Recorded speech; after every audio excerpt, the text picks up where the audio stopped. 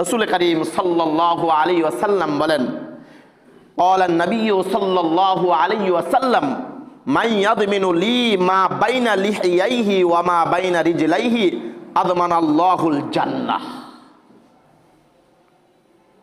আল্লাহ রাসূল সাল্লাল্লাহু আলাইহি ওয়াসাল্লাম বলেন, কেউ যদি দুইটা জিনিসের হেফাজত করে, কয়টা জিনিস বললাম? কয়টা জিনিস বললাম? দুইটা জিনিস। এক নাম্বার হচ্ছে দুই চোয়ালের মাঝখানে যে জিহ্বাটা, কোনটা? জিহ্বাটা। আর দুই রানের মাঝখানে লজ্জাস্থান। এই জিহ্বাটা আর লজ্জাস্থান কেউ যদি হেফাজত করে আল্লাহ রাসূল সাল্লাল্লাহু আলাইহি ওয়াসাল্লাম বলেন, আমি তাকে জান্নাতে নিয়ে যাওয়ার জন্য জিম্মাদার হয়ে গেলাম। বলেন না সুবহানাল্লাহ।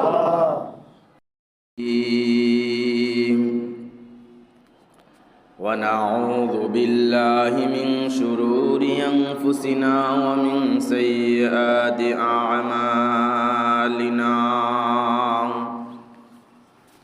من يهده الله فلا مضل له ومن يضلله فلا هادي له، ونشهد أن لا إله إلا الله وحده لا شريك له، أرسله بالحق بشيرا ونذيرا وداعيا إلى الله بإذنه وسراجا منيرا.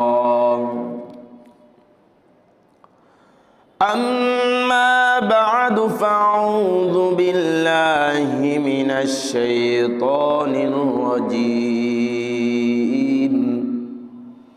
بسم الله الرحمن الرحيم.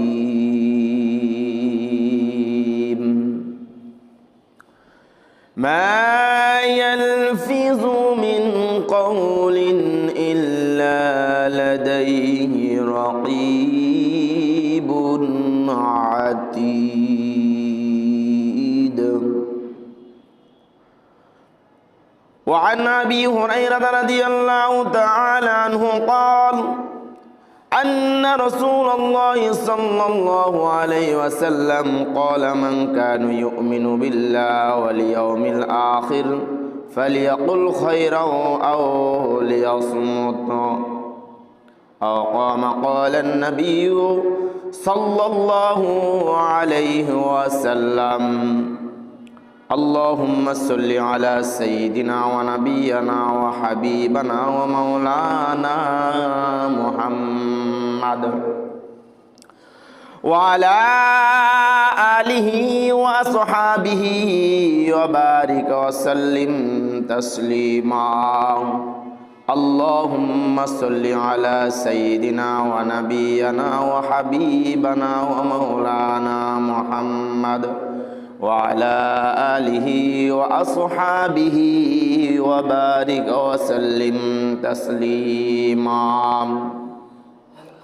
আলহামদুলিল্লাহ, আল্লাহ জাল্লা জালালুহু আম্মা নাওয়ালুহুর দরবারে লাখো কোটি শুকরিয়া জ্ঞাপন করি যে মহান রব্বুল আলামিন আমাদেরকে অত্যন্ত মহব্বত করে ভালোবেসে আল্লাহর ঘর মসজিদে আসার বসার এবং কিছু কথা বলার, কিছু কথা শ্রবণ করার যে আল্লাহ তাআলা আমাদেরকে তৌফিক দিয়েছেন, সেজন্য মহান মুনিবের দরবারে শুকরিয়া জ্ঞাপন করে বলি আলহামদুলিল্লাহ। এই প্রচণ্ড ঠান্ডাকে উপেক্ষা করে আল্লাহর প্রিয় বান্দারা গোসল করে অজু করে আল্লাহর ঘর মসজিদে আসতে পারা, বসতে পারা, এটা একমাত্র আল্লাহকে যে ভালোবাসে এটার একটা জীবন্ত নমুনা। তো এটা আসলে আমি আর আপনি ইচ্ছা করে আসতে পারি নাই। আল্লাহ তাআলা আমার অন্তরের মধ্যে ওই একটা এলহাম, একটা বার্তা ঢুকিয়ে দিয়েছেন। তো এই নিয়তটা করেছি, ইচ্ছা পোষণ করেছি অনেক আগ থেকে যে মসজিদে আমি একটু আগে আগে যাব। সেই জন্য আল্লাহ তাআলা আপনাকে হাঁটি হাঁটি পা পা করে এই মসজিদে আসার সুযোগটুকু করে দিয়েছেন। এই জন্য প্রত্যেকটা ভালো কাজ করতে পারি আর না পারি, তবে নিয়তটা করি। কি করি? নিয়ত করি। আমার ইচ্ছা শক্তিটা থাকতে হবে, আমি ভালো কাজ করবই। এর মধ্যে যদি শয়তানের ধোকায় যদি আমি গুনার কাজ করেও ফেলি, তা আল্লাহ তাআলা আমাকে তো গুনার কাজ করাবেন না, আল্লাহ কোনো না কোনো মাধ্যমে ওই ভালো কাজ পর্যন্ত পৌঁছাবেন। সুবহানাল্লাহ। আমার প্রিয় মুসল্লিয়ানে কেরাম, আমি কোরআনে কারীম থেকে একটি আয়াত এবং হাদিস থেকে একটি হাদিস আপনাদের সামনে তিলাওয়াত করেছি। এই আয়াত এবং হাদিসের উপর অল্প সময়ে স্বল্প পরিসরে কিছু আলোচনা করব ইনশাআল্লাহ। এই কথাগুলো, যে কথাগুলো বলবো, এই কথাগুলোর উপর আমাকে এবং আপনাদেরকে সবাইকে আল্লাহ তাআলা আমল করার তৌফিক দান করুন। সবাই বলুন আমিন। আল্লাহ তাআলা কোরআনে কারীমের মধ্যে বলেন, ওয়া ইন তাউদ্দু নি'মাতাল্লাহি লা তুহসুহা।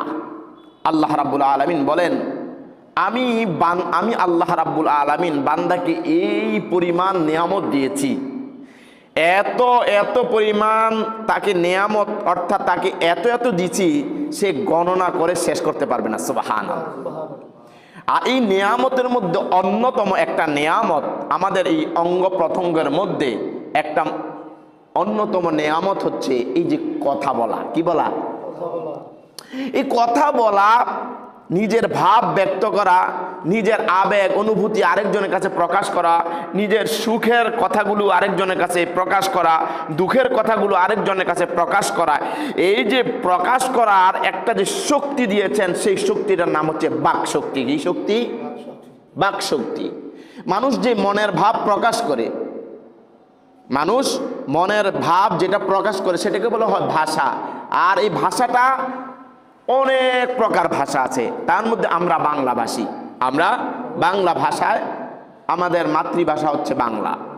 এই যে বাংলা ভাষায় আমরা কথা বলতে পারতেছি, আল্লাহ তাআলা অনেক এরকম, আল্লাহ তাআলার এরকম অনেক মানুষ আছে, আমার আল্লাহ তাআলার বান্দা আছে যারা কথা বলতে পারে না। তারা বুঝে যে কথা যদি বলতে পারতাম, কথা না বলার কতটুকু কষ্ট। আপনি একটু খেয়াল করে দেখেন, তারা মনের ভাব কতটুকু কষ্ট করে প্রকাশ করে। আহা, আরেকজন তো এমন আছে যে কথা বলে কিন্তু তোতলায়। আমাকে আর আপনাকে তোতলা বানাইতে পারতো কি পারতো না? পারতো।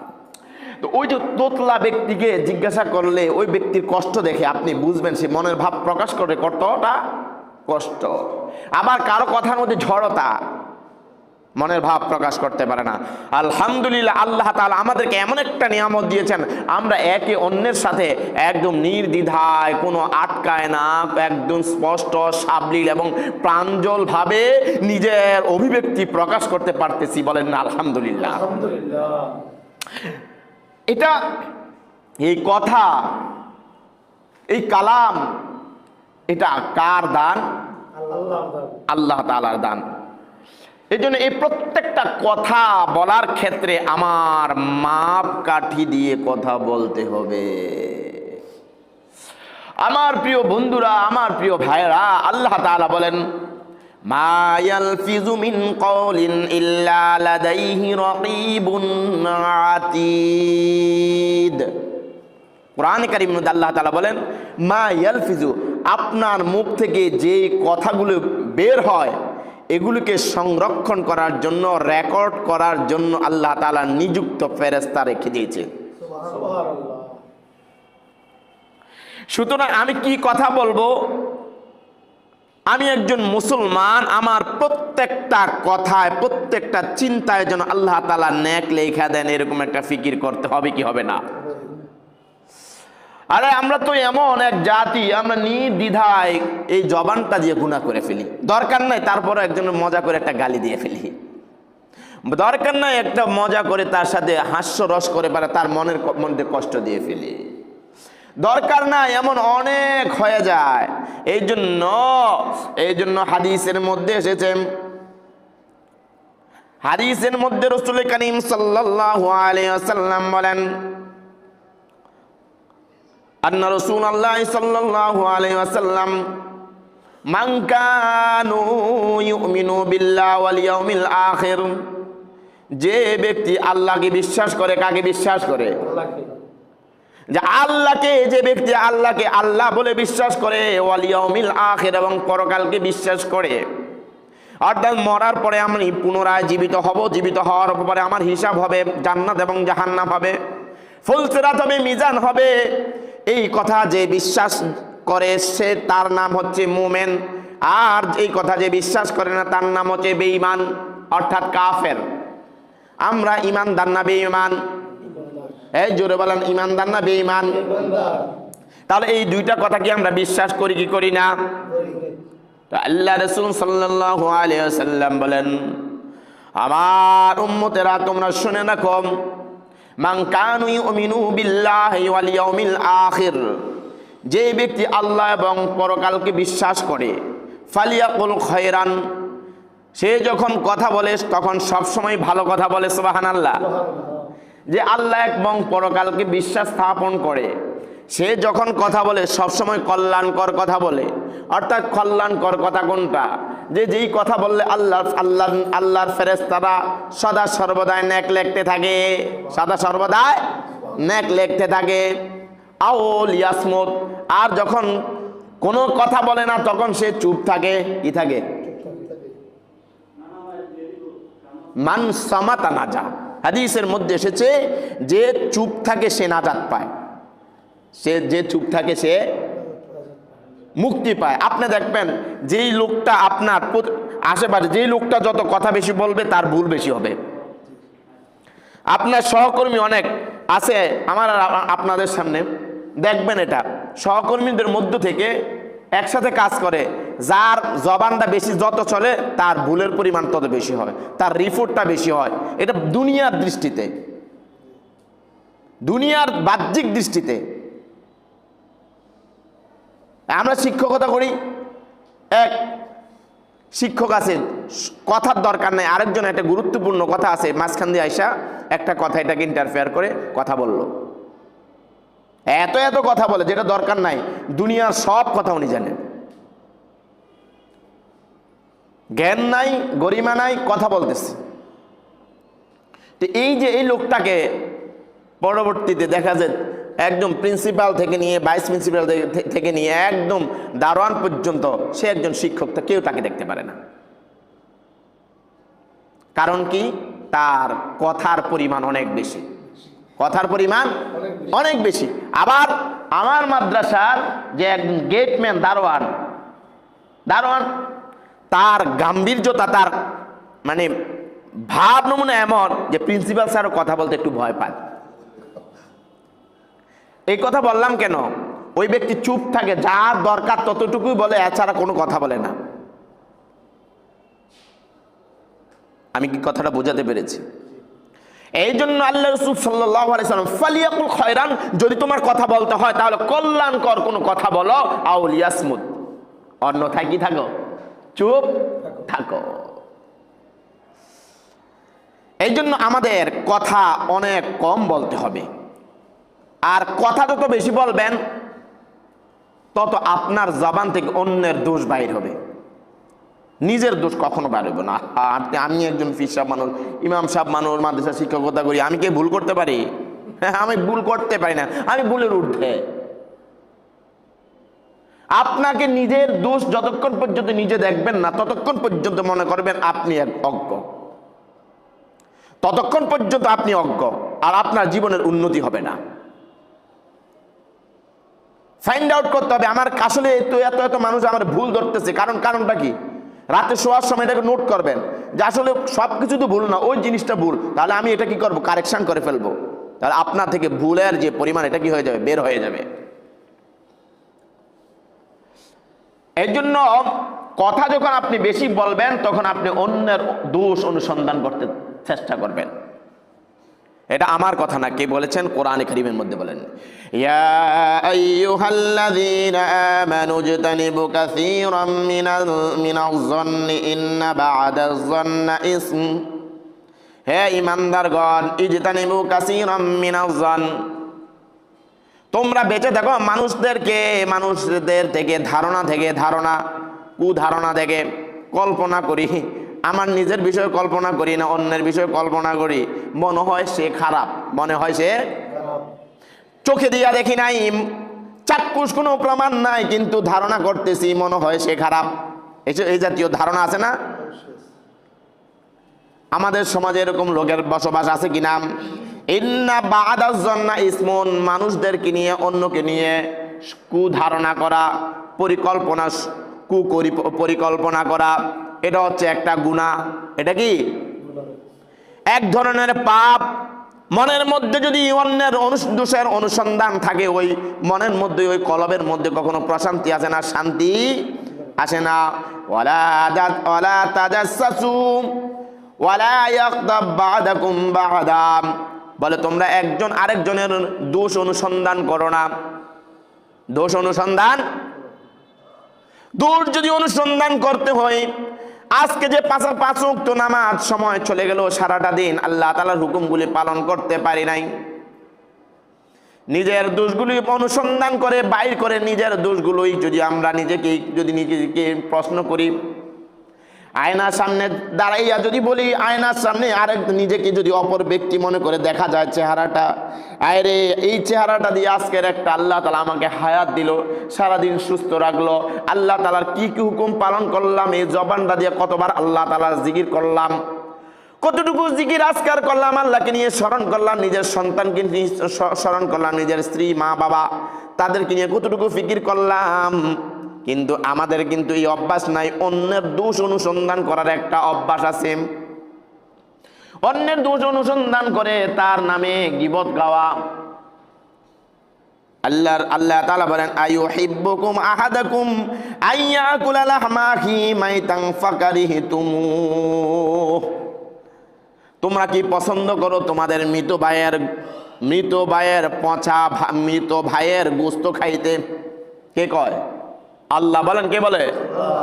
আইয়ুহিব্বুকুম আইয়াকুলা লাহমা আখি, তুমি কি ভালোবাসো তোমার মরা ভাইয়ের গোশত খাওয়া?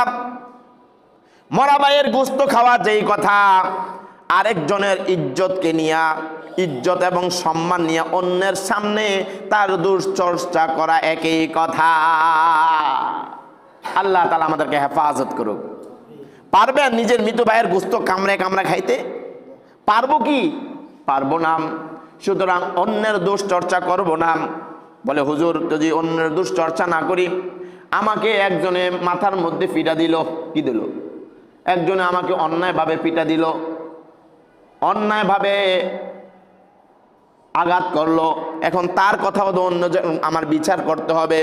তবে হ্যাঁ, কেউ যদি অন্যায় করে, আপনার উপর অন্যায় করতেছে, সমাজের মধ্যে অন্যায় করতেছে, একটা সমাজকে নষ্ট করতেছে, তাহলে সে যদি একটা সমাজের মধ্যে অত্যাচারী ব্যক্তিকে, তার ব্যাপারে আপনি দোষ বলতে পারবেন বিচারের উদ্দেশ্যে। কিসের উদ্দেশ্যে? কোন বিচারকের কাছে। ইল্লা মান যুলিম, বলে যে অত্যাচারী ব্যতীত কারো আর কি করা যাবে না, অত্যাচারী ব্যতীত কারো কাছে কারো দোষ বলা যাবে না। একটা লোক সবারকে অত্যাচার করে, তাহলে এই বিষয়ে একজনের কাছে, একজন উকিলের কাছে, আপনি একজন উকিলের কাছে, একজন ভালো মানুষ, সমাজের একজন সম্ভ্রান্ত যে বিচার করতে পারে, তার কাছে বিচার দিতে পারবেন। গতানুগতিক ওই কাউন্সিলর আর মেম্বার আর চেয়ারম্যান যেগুলো, এগুলো না, এই তো আবার ঘুষ খাইব। যার কাছে গেলে পরে সঠিক বিচারটা পাবেন, তার কাছে একটু বলবেন। এই দোষ বললে কি হবে না? গীবত হবে না, দুশ্চর্চা হবে না।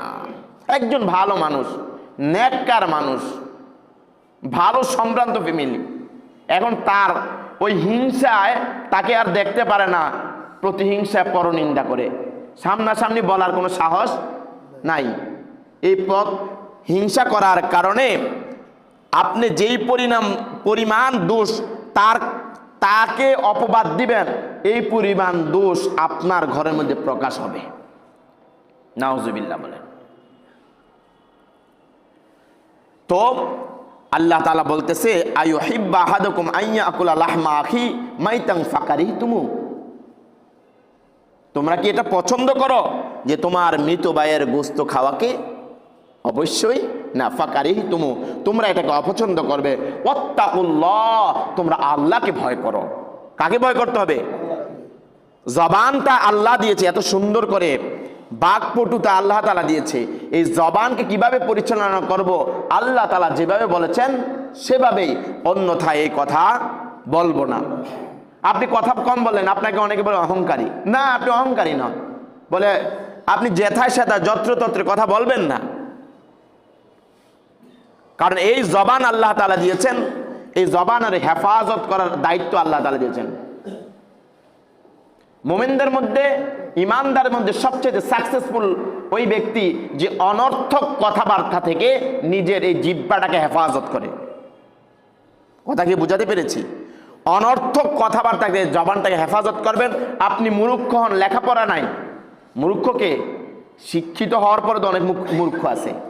আপনি লেখাপড়া নাই, কিছুই নাই, আপনি কথা কম বলেন, যেখানে যতটুকু এতটুকু বলেন, আপনাকে একজন শিক্ষিত লোক আপনাকে স্যালুট করবে, আপনার সামনে ওইরকম আচরণ করবে না, বলবে এই লোকটা রিজার্ভ মাইন্ডের, আপনাকে সম্মান করে কথা বলবে, বিনা প্রয়োজনে কোনো কথা বলার প্রয়োজনে নাই। অত্তাকুল্লাহ, আল্লাহকে বল করো, ইন্নাল্লাহা তাওয়াবুর রহিম, নিশ্চয় আল্লাহ রাব্বুল আলামিন তওবা কবুলকারী। নিশ্চয় আল্লাহ তাআলা কি তওবা, আল্লাহ তাআলা তওবা, এই জন্য আল্লাহর কাছে তওবা করেন। হায় আল্লাহ, হযরত আবু বকর সিদ্দিক রাদিয়াল্লাহু তাআলা আনহু কেমন মানুষ ছিলেন বলেন তো? সাহাবায়ে কেরামদের মধ্যে সবচেয়ে শ্রেষ্ঠ সাহাবী, আল্লাহ রাসূল সাল্লাল্লাহু আলাইহি ওয়াসাল্লামের সবচেয়ে ঘনিষ্ঠ সহচর হচ্ছে আবু বকর সিদ্দিক রাদিয়াল্লাহু তাআলা আনহু। যেদিন থেকে একটা হাদিস শুনেছে, মান কাযাবা আলাইয়া মুতাআম্মিদান ফালিয়াতাবাওয়াউ মাকআদাহু মিনান নার, যে আল্লাহ এবং আল্লাহ রসুলের ব্যাপারে কোনো মিথ্যা কথা বলবে, কি বলবে? মিথ্যা কথা বানিয়ে ওয়াজ করবে, বানিয়ে কথা বলবে, হাদিস বলবে, বাইয়ে বলবে, তার ঠিকানা হচ্ছে জাহান্নাম। তার ঠিকানা কি? জাহান্নাম। সেদিন থেকে আবু বকর সিদ্দিক রাদিয়াল্লাহু তাআলা আনহু এই জিহ্বাটাকে দইরা শুধু টানতেন, জিহ্বাটাকে ধরে টানতেন, হায় রে জিহ্বা। আর কান্না এমন ভাবে কান্না করতেন, এই চোখ দিয়ে এমন পানি বের হইতে হইতে এদিক দিয়ে গা হয়ে যেত। এরপর থেকে ওনাকে কোনো যখন হাদিসের জন্য কেউ যদি জিজ্ঞাসা করতো, হাদিসও বর্ণনা করতেন না। ও আমি বলার ক্ষেত্রে আবার যদি কোনো ভুল হয়ে যায়, এই জন্য আবু বকর সিদ্দিক রাদিয়াল্লাহু তাআলা জবানকে জিহ্বায় ধরে ধরে টানতেন আর কান্না করতেন, আর কথা এতটা কম বলতেন, আর আল্লাহর ভয়ে কান্না করতেন। আমার প্রিয় ভাইয়েরা, আবু বকর সিদ্দিক রাদিয়াল্লাহু তাআলা আনহুর যে আমল, এই আমল এক পাল্লায় রাখলে আমাদের বাংলাদেশ না, গোটা বর্তমান বিশ্বের সবার আমল যদি এক পাল্লায় রাখা হয়, আবু বকর সিদ্দিক রাদিয়াল্লাহু তাআলা আনহুর আমল নামাই সবচেয়ে বেশি হবে। সুবহানাল্লাহ বলেন। উনি এতটা আমলদার হওয়ার পরে, সাহাবায়ে কেরাম হওয়ার পরে, আল্লাহ রাসূল সাল্লাল্লাহু আলাইহি সাল্লামের ঘনিষ্ঠ সহচর হওয়ার পরেও আল্লাহ রাসূল সাল্লাল্লাহু আলাইহি সাল্লাম এই সাহাবী, যাকে সিদ্দিকে আকবর নামে উপাধি দেওয়া হয়েছে, তিনি আল্লাহর ভয়ে জবানে অনর্থক কথাবার্তা থেকে বাঁচার জন্য জিহ্বাটা দইরা এভাবে টানতেন আর কান্না করতেন। আর আমি আর আপনি সকাল থেকে এই পর্যন্ত কতটুকু অনর্থক কথা বলতেছি। এই অনর্থক কথা বলার জন্য আল্লাহর কাছে জবাব দিতে হবে, আল্লাহর কাছে জবাব দিতে হবে। এই জন্য গীবত আমরা করব না ইনশাআল্লাহ। এবং সকালবেলা আল্লাহ রাসূল সাল্লাল্লাহু আলাইহি ওয়াসাল্লাম হাদিসের মধ্যে বলেন, ক্বালা নবী সাল্লাল্লাহু আলাইহি ওয়াসাল্লাম, ইযা আসবাহা ইবনু আদম ফাইন্নাল আযা কুল্লাহা তুকাফিরুল লিসান ফাতাকুলু ইত্তাকিল্লাহ ফিনা ফাইন্না নাহনু বিকা ইস্তাকামতা ইস্তাকামনা ওয়া ইন আজাজতা আজাজনা। আল্লাহ রাসূল সাল্লাল্লাহু আলাইহি ওয়াসাল্লাম বলেন, প্রতিদিন সকালবেলা ইজা আসবাহা ইবনে আদম, বনি আদমের প্রত্যেকটা সকালবেলা তার সমস্ত অঙ্গ প্রত্যঙ্গগুলো অনুরোধ করতে থাকে তার এই জবানকে, অর্থাৎ তার এই লিসানকে, জিহ্বাটাকে, তার এই জিহ্বাটাকে, পুরা অঙ্গ প্রত্যঙ্গ, আমাদের অঙ্গ প্রত্যঙ্গ, হাত পা পুরা আপাত মস্তক আরজি জানাইতে থাকে বলতে থাকে, হে জবান ইত্তাকিল্লাহ, তুমি আল্লাহকে ভয় করো। মুখে বলতে থাকে সারা অঙ্গ প্রত্যঙ্গকে, ইত্তাকিল্লাহ, তুমি আল্লাহকে কি করো? ভয় করো, আল্লাহকে ভয় করো। তুমি যদি ঠিক থাকো তাহলে আমি পুরা অঙ্গ প্রত্যঙ্গই ঠিক থাকবো। আর তুমি যদি ভ্রষ্ট হয়ে যাও, বক্র হয়ে যাও, তাহলে এই পুরা আপাদ মস্তকে কি হয়ে যাবে? নষ্ট হয়ে যাবে। তুমি যদি আমল করো, পুরা অঙ্গ প্রত্যঙ্গই আমল করবে। তুমি যদি তোমার জিহ্বা দিয়া জিকির আজকার করো, তোমার অঙ্গ প্রত্যঙ্গগুলো আল্লাহ তাআলার হুকুম পালন করবে। তুমি যদি চুপ থাকো তাহলে তোমার অঙ্গ প্রত্যঙ্গ গুনাহ করার কোনো সুযোগ পাবে না।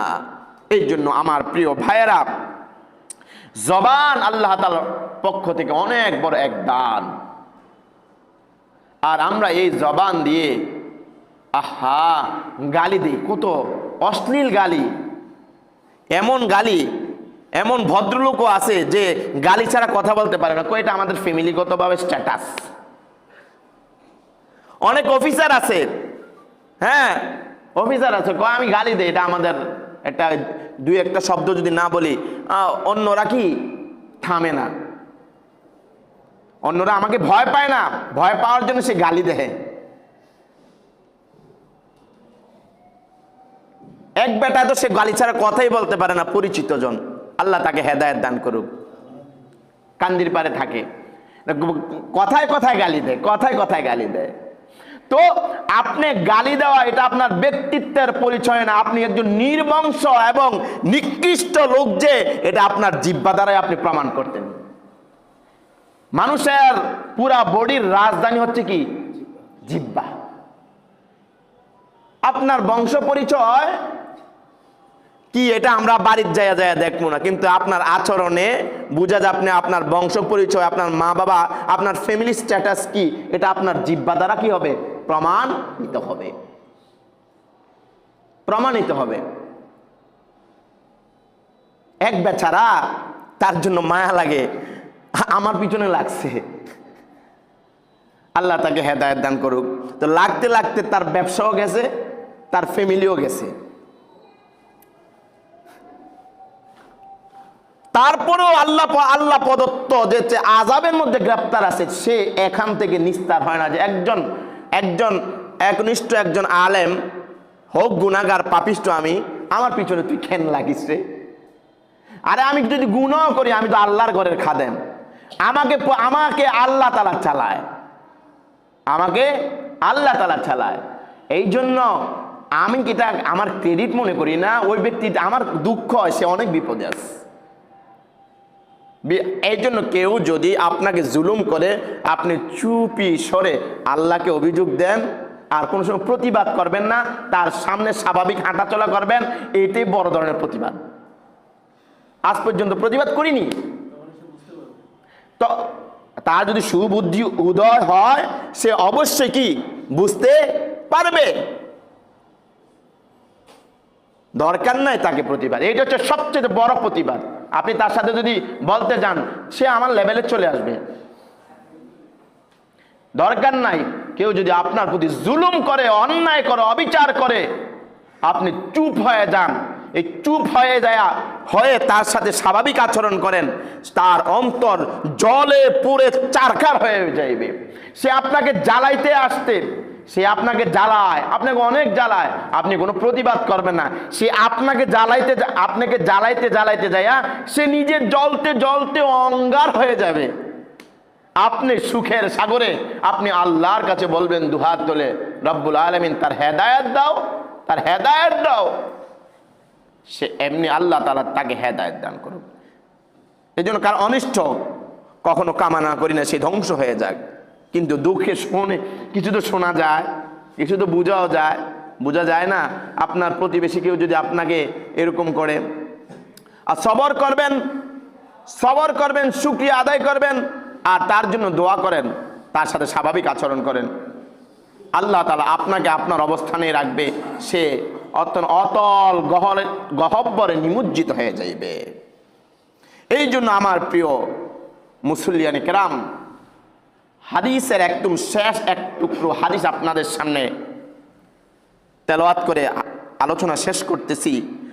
রাসূল করিম সাল্লাল্লাহু আলাইহি ওয়াসাল্লাম বলেন, قال النبي صلى الله عليه وسلم من يضمن لي ما بين لحييه وما بين رجليه أضمن الله الجنة। আল্লাহ রাসূল সাল্লাল্লাহু আলাইহি ওয়াসাল্লাম বলেন, কেউ যদি দুইটা জিনিসের হেফাজত করে, কয়টা জিনিস বললাম? কয়টা জিনিস বললাম? দুইটা জিনিস। এক নাম্বার হচ্ছে দুই চোয়ালের মাঝখানে যে জিহ্বাটা, কোনটা? জিহ্বাটা। আর দুই রানের মাঝখানে লজ্জাস্থান। এই জিহ্বাটা আর লজ্জাস্থান কেউ যদি হেফাজত করে আল্লাহ রাসূল সাল্লাল্লাহু আলাইহি ওয়াসাল্লাম বলেন, আমি তাকে জান্নাতে নিয়ে যাওয়ার জন্য জিম্মাদার হয়ে গেলাম। বলেন না সুবহানাল্লাহ। তাহলে এই দুইটা জিনিস হেফাজত করতে পারবেন তো ইনশাআল্লাহ? এক নাম্বার কি বললাম? এক নাম্বার হচ্ছে জিহ্বা। যতক্ষণ কথা বলবো দরকারি কথা বলবো, আর অন্যথায় যখন আমি হাঁটা চলা করতে থাকবো সদা সর্বদাই লা ইলাহা ইল্লাল্লাহ, লা ইলাহা ইল্লাল্লাহ, লা ইলাহা ইল্লাল্লাহ, সুবহানাল্লাহ, আলহামদুলিল্লাহ, লা ইলাহা ইল্লাল্লাহ। সমতল সমান রাস্তা দিয়ে যখন আপনি হাঁটবেন তখন আপনার জিকির হবে লা ইলাহা ইল্লাল্লাহ, লা ইলাহা ইল্লাল্লাহ। আরে একবার লা ইলাহা ইল্লাল্লাহ যদি ঈমান ইয়াকিনের সাথে হয়ে যায়, অবশ্যই আল্লাহ তাআলা জান্নাত আপনার জন্য ওয়াজিব করে দিবে। সুবহানাল্লাহ। আর উপরে ওঠার সময় কি বলবো? আল্লাহু আকবার। কি বলবো? উপরে ওঠার সময় সিঁড়ি দিয়ে পাহাড়ে ওঠার সময় আল্লাহ, আবার নিচুতে নামার সময় সুবহানাল্লাহ, নিচুতে নামার সময় সুবহানাল্লাহ।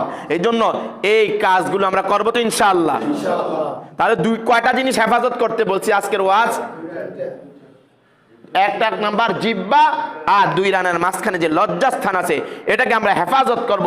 আমাদের জান্নাতে নেওয়ার জিম্মাদার কে? আল্লাহ এবং আল্লাহ রাসূল সাল্লাল্লাহু আলাইহি সাল্লাম নিয়ে নেবেন। এই জিহ্বা দ্বারা কখনো কাউকে কষ্ট দেব না, জিহ্বা দ্বারা কাউকে কষ্ট দেব না।